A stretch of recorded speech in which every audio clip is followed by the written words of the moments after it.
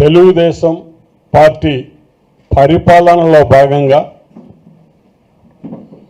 YSR Congress party నాయకుల్ని కార్యకర్తల్ని ఏ విధంగా అదుపు చేయాలి, ఏ విధంగా వాళ్ళ గొంతు నొక్కాలి, ఆ పార్టీ ప్రజల తరపున వినిపిస్తున్నటువంటి వాణిని నొక్కి వాస్తవాల్ని పూర్తిగా సమాజం దృష్టికి తీసుకురాకుండా చేయాలనే ఆలోచనతో ఒక ప్రత్యేకమైనటువంటి కార్యక్రమం, ఒక్కొక్కరి మీద ఒక్కొక్క రకమైన కేసు, 2 సంవత్సరాలు 3 సంవత్సరాలు 4 సంవత్సరాల క్రితం కేసులు కూడా ఈరోజు బయటికి తీసుకొని వచ్చి వాటి మీద ఎంక్వైరీ అని వాటి మీద విభిన్న కథనాలతో కొన్ని పత్రికలు రాయటం, దాని తర్వాత మీరు పోలీస్ స్టేషన్కి వివరణ ఇవ్వడానికి రావాల్సిందని చెప్పి అడగటం, వచ్చిన తర్వాత వాళ్ళని 1-2 రోజులు విచారణ చేసినట్టు ఒక కార్యక్రమం జరిపి అరెస్టు చేయటం. అరెస్టు చేసిన తర్వాత ఏ నిర్దిష్టమైనటువంటి అభియోగం మీద అరెస్టు చేశారో ఒక్క దానికే పరిమితం కాకుండా దానికి అనుబంధంగా ఎన్నో రకాల కేసులు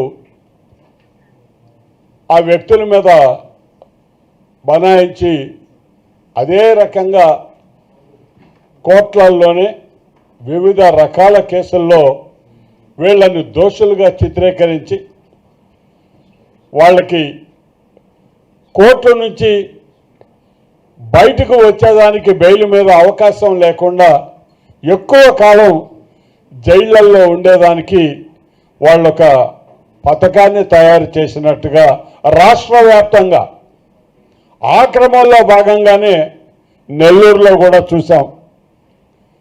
పార్టీ జిల్లా అధ్యక్షుడు గోవర్ధన్ రెడ్డి గారి ఉదంతం పెట్టింది ఒక కేసు అయితే దానికి ఇంకొక 6-7 కలిసాయి ప్రస్తుతానికి. ఇంకా ఏవో కొన్ని అదనంగా కూడా రిజర్వ్లో ఉన్నాయని అన్నట్టుగా చెప్తున్నారు.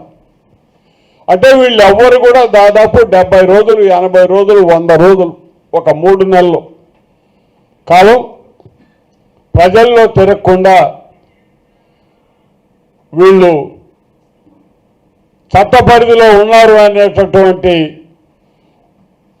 ఒక ప్రచారాన్ని బయటకు తీసుకొస్తూ జైళ్లలోనే వీళ్ళు ఆగిపోయే విధంగా ఏర్పాటు చేస్తూ ఉన్నారు. ఆ క్రమంలోనే మళ్ళీ ఒకరి తర్వాత ఒకరు మామూలు కోవూరు మాజీ శాసనసభ్యులు ప్రసన్న కుమార్ రెడ్డి గారి ఉదంతం కూడా తర్వాత చూసాం. ఒక మాటకి ఇంకొక మాట సమాధానం అయిన తర్వాత ఆ మాటను పట్టుకొని దౌర్జన్యకారులు ఆయన ఆస్తికి నష్టం కలిగిస్తే నష్టం కలిగించిన వారి మీద ప్రత్యక్షంగా వీడియోల్లో ఫలానా వ్యక్తులను కనపడుతున్నా వాళ్ళ పేర్లు తెలియనట్టు, అసలు ఆ వ్యక్తులు ఈ జిల్లా వారే కానట్టుగా గుర్తు తెలియని వ్యక్తులని చెప్పి పోలీసులు ఎఫ్ఐఆర్ నమోదు చేయటం చూసాం అందరం. మరి అదే సందర్భంలో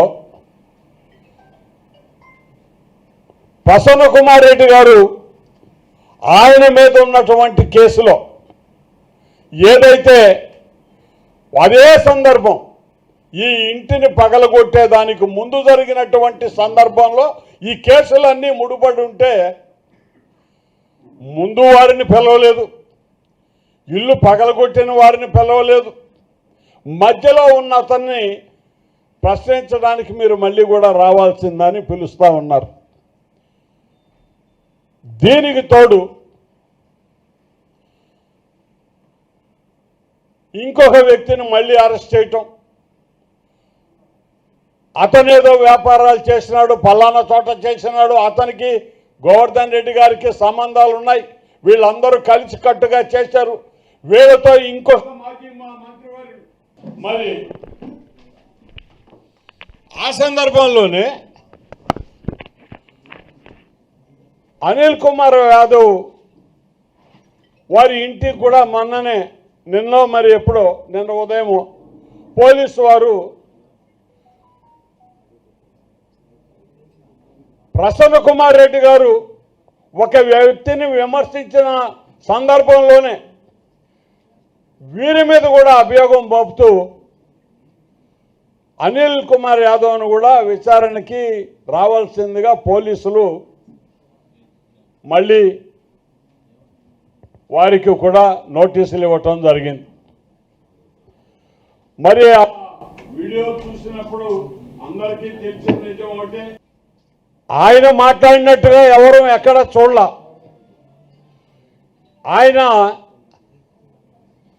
మరి నవ్వాడనో, మాటలకు నవ్వు వచ్చి నవ్వాడనో, మరి దాని మీద విచారణ చేయాలి అనేటటువంటి మళ్ళీ ఒక కేసు. ఈ రకంగా మరి ఇటువంటి కావాలనే ఆలోచనతో ఒకరి మీద ఒకరి తర్వాత ఈ విధంగా అందరూ కూడా ఎవరెవరైతే గట్టిగా ఉండి వైఎస్ఆర్ కాంగ్రెస్ పార్టీ తరఫున మాట్లాడతారో వాళ్ళందరినీ కూడా కేసుల్లో పెట్టాలనేటటువంటి ఆలోచనతో వీళ్ళు చేస్తున్నటువంటి ఈ అభియోగాలు.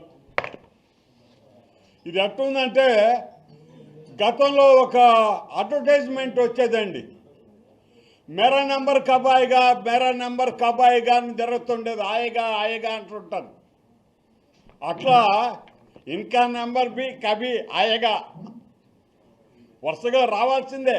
అట్లనే ఉంది ఇది చూస్తూ ఉంటే. వారు మోపిన అభియోగానికి అసలు విలువన్నా ఉండాలి కదా. స్టేజ్ పక్కన ఎవరో మాట్లాడుతూ ఉంటే పక్కన కూర్చొని నవ్వినందుకే మీరు కేసు పెట్టే పని అయితే, ఈ మధ్యన ఒక కోర్టు జడ్జిమెంట్ కూడా వచ్చిందండి. నవ్వారని కేసు పెడితే జడ్జి కూడా, అయ్యా మీరు పబ్లిక్ ప్రాసిక్యూటర్ గారు, మీరు మాట్లాడే మాటలకు మాకు కూడా నవ్వు వచ్చి మేము నవ్వుతూ ఉంటాం, నవ్వినందుకు మేము కూడా దోషులమేనని సాక్షాత్తు జడ్జి గారే అడిగారు. చాలా పాపులర్ అయింది ఆ సందర్భం వార్తల్లో. మరి ఆ విధమైనటువంటి విచారణకు రమ్మటం, వేరే ఏదో కేసు పెట్టడం, ఆ కేసులో మీకు సంబంధం ఉందంటాం, ఇంకొకరు మళ్ళీ దానికి ఇంకొకరు, ఈ విధంగా ప్రధానమైనటువంటి నాయకులందరినీ కూడా మీరు జైళ్ళల్లో పెట్టి ఏ కార్యక్రమం ఏమి సాధించాలనేటటువంటి ఆలోచన చెప్పండి.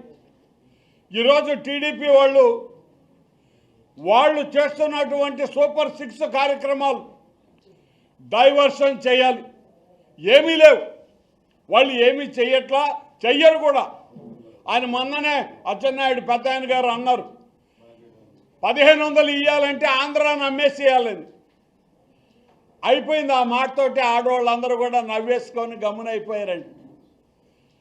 ఆంధ్రానే అమ్మాలా అనే ఆలోచన ఉన్నప్పుడు ఎందుకు చెప్పారయ్యా మీరు? దానికే 1500కే మీరు ఆ మాట అంటే, నిరుద్యోగ భృతి 3000 చెప్పుండారు అందరికీ, ఇక దానికేమి అమ్మాలా?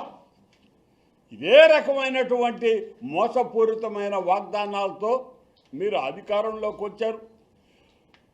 ప్రజలు ప్రశ్నిస్తారు మనల్ని అని చెప్పి ఈరోజు ఎవ్వరు కూడా ప్రజల్లోకి ధైర్యంగా మీరు ముందుకు పోలేక డైవర్షన్ పాలిటిక్స్ రూపంలో రాష్ట్ర వ్యాప్తంగా ఉన్నటువంటి వైఎస్ఆర్ కాంగ్రెస్ పార్టీ నాయకుల మీద అర్థం పర్థం లేని కేసులు పెట్టి ఈరోజు మీరు ఇబ్బంది చేయొచ్చయ్యా.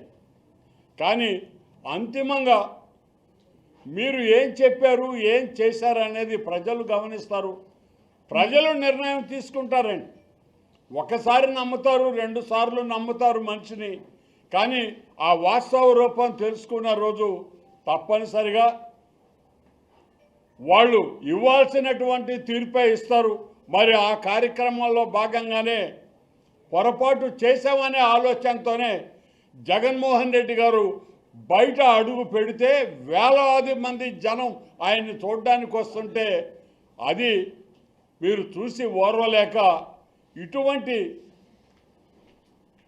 ఈ ఎందుకు పనికిరానటువంటి రాజకీయం ఒక మీ ఎల్లో మీడియా ఏదైతే మీ పత్రికలు మీ మద్దతుదారులైనటువంటి ఛానల్స్ ఉన్నాయో అవి చెప్పాల్సిందే తప్ప వాస్తవం కాడికి మళ్ళీ జనం కాడికి వచ్చేటప్పటికి ఈ నిలవయ్యా మాకు ఆయన ఇస్తానన్నది ఏంది ఇచ్చింది ఏంది అనేది చూస్తారు.